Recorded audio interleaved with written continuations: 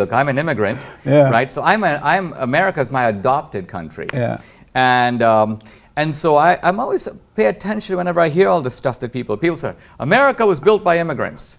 No. No, it wasn't true. Not true. That's right. Some people build a country, and when it becomes an attractive country, immigrants come to it. Right. But the immigrants didn't build it. That's right. You know, somebody else built it. Yep. So America was actually built by settlers. It was built by blacks. It was built. Immigrants helped, of course, but they were not the original builders. The country was built. The immigrants looked at their own country and they go, things aren't so good over here. Things are really good over there. Yeah. Okay, I'm going to get on the boat and take all the risk it takes to leave your family and leave your friends and leave the whole world you knew. So my patriotism is rooted in a kind of American nationalism, same as yours. Hello everybody, welcome to Culture War. My name is Roland.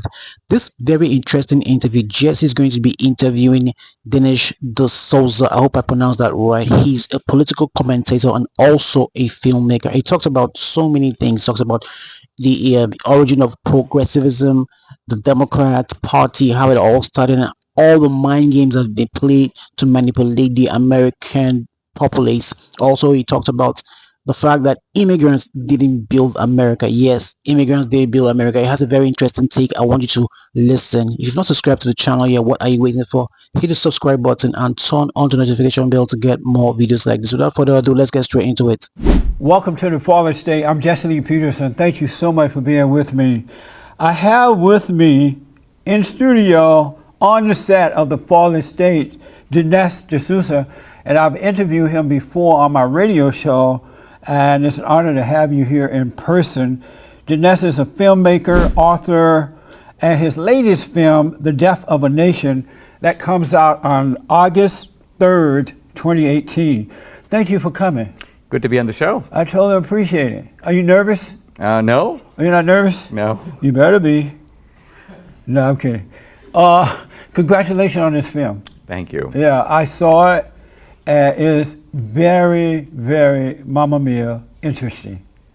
Thank you very much. You know what I wanted to ask you about The Death of the Nation as I was watching it? How do we, like we regular folks, how do we know what the truth is? Because the people on the left are saying one thing, the people in the middle are saying another one, the people on the right are saying another one. How do I, as an individual, would know what the real truth is? That's a good question, because the conventional wisdom in America today about not just the news of the day, but even the story of America is shaped by, you could call it, progressive history. And what I mean by this is that starting really in the middle of the last century, a group of people who call themselves progressives or liberals, some leftists, became increasingly dominant in academia and the media and Hollywood, the entertainment industry. And so they became the storytellers, you might say, of America. And they put out a big story. Yes. And parts of that story are distorted and other parts of it are completely untrue.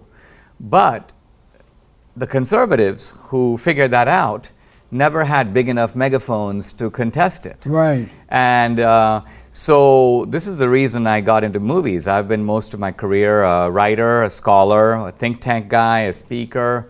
But I realized, wow, it's really important to get this information out to people. Now, I think the good advantage of living today is that when you see two contradictory narratives, particularly two competing facts, you are actually in a position yourself to check it out. And so when I speak on campus, or when people see my movies and they go, how do I know that's true?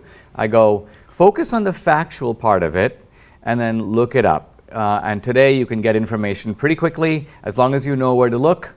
And I think you're in a position yourself to be the judge and the jury for which side is telling the truth. Define progressive. So the progressives this is a movement that started about 100 years ago. Its initial leader was Woodrow Wilson. He was the first progressive president. But I think it would be fair to say that Woodrow Wilson, FDR, LBJ are the three sort of great progressive figures of the 20th century. And they are all in the same tradition. The fundamental idea of progressivism is that the American founding was flawed. we have to make progress, meaning we have to move forward, away from it, away from the founding, and we do it by increasing the power of the centralized state. That's the core meaning of progressivism. And would that be the same as, for those who don't know, understand, would that be the same as the Democrats? Yeah, the Democrats. Does progressive mean Democrat? The Democrats became the party of progressivism. Oh, okay. And they were sort of the party of progressivism under Wilson, but Wilson had a mixed success. With FDR, progressivism became the official doctrine of the Democratic Party, and that's continued all the way to the present. And when you say the progressives believe that America made a mistake or had done so, what was the mistake that America made in their minds? The core mistake of America, according to the progressives, was the idea that you can leave it to the free market and to the individual to live their own life. Oh, I see. That the free market by itself would create economically prosperous and stable society, and that individuals could be trusted to know what was best for them. This they saw as the founders' belief, and the progressives went, that doesn't work. We need to have a group of people smart, like us, to regulate society, to direct its course, to morally educate people to be good citizens. And so the centralized state came to be seen as sort of the conscience of the nation. And FDR, of course, jumped on this, and the New Deal, the Great Society, Obama, it's all in the line of increasing the power of the state. Did they really believe that, or did they say that so that they can take control of the people? Both. It's a fundamental fact of human psychology that people tend to believe things that are in their own interest. Oh, yeah. And so when something benefits you, you are likely to believe that's a good way to go. So if you look at all these progressives, they were journalists, they were lawyers, they were professors. In a world of free markets, they're not the top dog. The top dog are the entrepreneurs, the people coming up with the iPhone, the people who are shaping the new products that drive us. So these guys were very envious and resentful of the entrepreneurial class. And so they formed a rival class that is with us today. So today when people talk about the media, the deep state, what they're really talking about is a knowledge class of people who see themselves as better suited to run society than the businessmen of America. I noticed that even in your movie, but I've seen this on my own, that the progressives, the Democrats, the liberals, they tend to get their message out better than the right, and that they use words that can seduce you.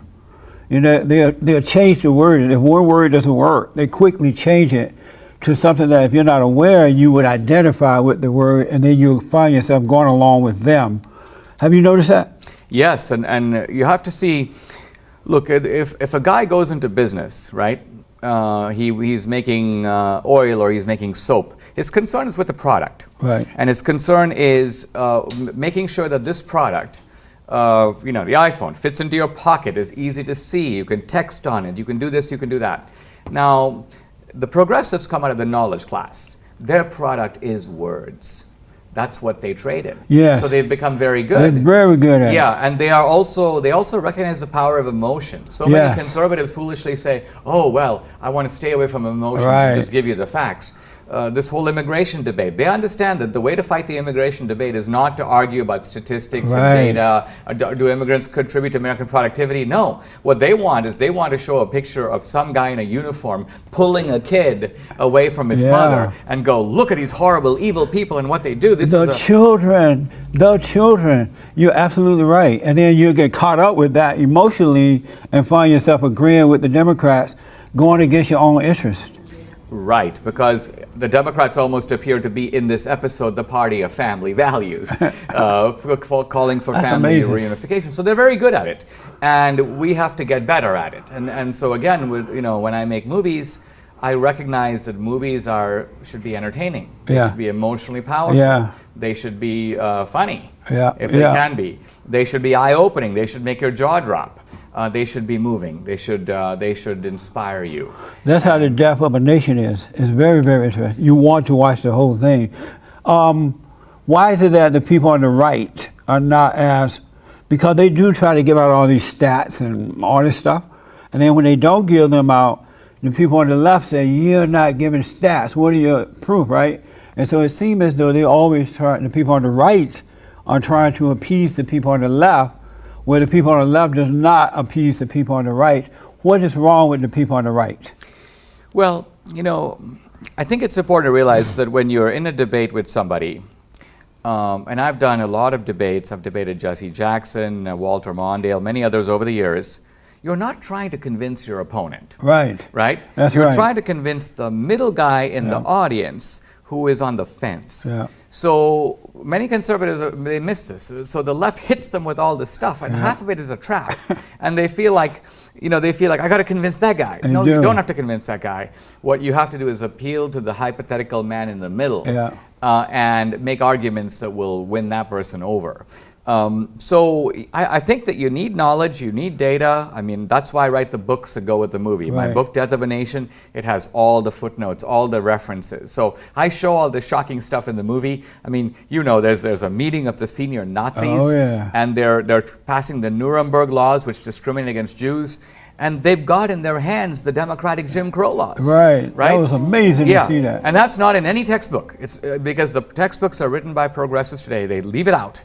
But this is why it's important. If someone comes to me and goes, Dinesh, prove it. I go, look, I've got dozens of references. It's all there. I even have a transcript of the meeting. So this is not a matter of I say this is my truth, and you have your truth. No, this is an actual historical episode. The Nazis actually used the democratic laws. And they basically crossed out the word black and wrote in the word Jew. And that's how they did it. And that's history. And there it is for you to check out. And you're right. When I debate, I don't try to prove anything to my opponent. Even when they're attacking me, calling me Uncle Tom, the N-word, it doesn't matter. I'm trying to reach the person that's listening or watching the discussion. Define nationalism for me. You talked about that a lot in the movie. Explain to me and an audience, what is nationalism? And is it a bad thing? So nationalism is the allegiance, the love that you have not just for your country in the abstract, but for your countrymen. Right. And by and large, nations are collections of peoples who have something in common. It isn't just a geographic border. Because typically in a nation, particularly a nation that's been around for a while, you have a common way of life that develops, right? Yes. And so when you talk to a fellow citizen, you have references that you can appeal to. Leave It to Beaver and the 60s and the Beatles and the Little League games and the Boston Celtics. So this is the American common experience. Yes. So we are a nation, and it's not just that we have a constitution, a Declaration of Independence. We have a common way of life that makes us Americans. Now, this is actually true, and everybody knows it's true. If two Americans see each other on the streets of the Champs-Élysées in Paris, they immediately recognize each other because they recognize the Americanness of each other. Yes. Now, so that's nationalism. Now, nationalism can take different forms. It can be benign. Sometimes it can be toxic. So Hitler's nationalism was toxic because Hitler basically goes, not only are we the Germans, but we're the best, everybody else is inferior. Hitler's nationalism was so peculiar that even within Germany, he goes, the Jews who are here, they're not really Germans. So they don't count in our nationalism. So this was the sort of, you could call it fascist nationalism.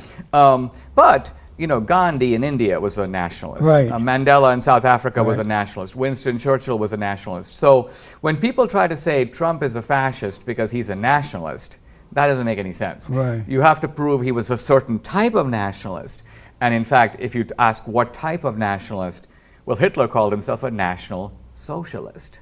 Oh, yeah, right? Sure. So when Hitler's nationalism married nationalism and socialism, that was the key to it. And that's what the progressives try to muddy the waters about, because they don't want us to identify National Socialism on the left. Right. They try to pin it on the right. What type of nationalist do you believe that President Trump is a nationalist, right? Yes. And so what type is he? I would say he's not even an intellectual nationalist in the sense that he's immersed in readings of him. No, he doesn't read Walt Whitman poems.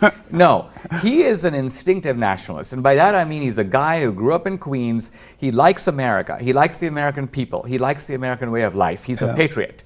He likes capitalism. He thinks that it unleashes animal spirits. It brings out the best in people. Yes. He's a builder.